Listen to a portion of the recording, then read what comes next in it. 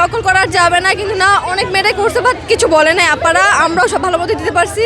আমরা মিলনকে ভয় ছিলাম যে হয়তো উনি নকল আর হবে না, এটা নিয়ে এখনো মাথায় আসছে যে আল্লাহ জানি কি হয় মানে ভিতরে ঢোকার পর। তারপর দেখলাম যে না, খুব শান্ত, সবাই শান্ত, আমরা ভালোভাবে পরীক্ষা দিতে পারছি।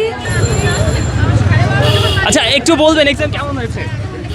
আলহামদুলিল্লাহ ভালোই হয়েছে। অনেক মানে ভয়ে ছিলাম, হয়তো ভাবছি হয়তো পরীক্ষাটা খারাপ হবে, কিন্তু না আলহামদুলিল্লাহ দিলে ভালো হয়েছে।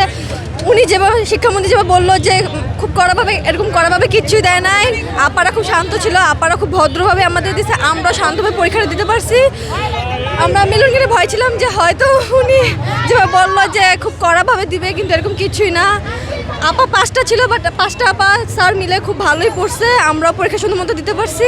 আমরা এটা ভয় পেয়েছিলাম যে হয়তো শিক্ষামন্ত্রী আমাদের এখানে আসবে, কিন্তু না এরকম কিছুই না, আমরা ভালোভাবে পরীক্ষা দিতে পারছি। নকল আর হবে না, এটা নিয়ে এখনো মাথায় আসছে যে উনি যেভাবে বললো যে নকল করা যাবে না, কিন্তু না অনেক মেয়েরাই করছে বাট কিছু বলে নাই আপারা, আমরাও সব ভালো মতো দিতে পারছি। একটু ভয় ছিলাম, নার্ভাস ছিলাম যে আল্লাহ জানি কি হয় মানে ভিতরে ঢোকার পর। তারপর দেখলাম যে না, খুব শান্ত, সবাই শান্ত, আমরা ভালোভাবে পরীক্ষা দিতে পারছি।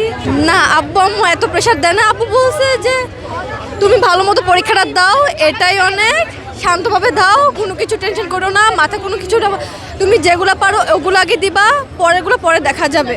নেক্সট পরীক্ষা আশা করি এরকমই ভালো হবে, আর কোনো না হইলেই হয়েছে।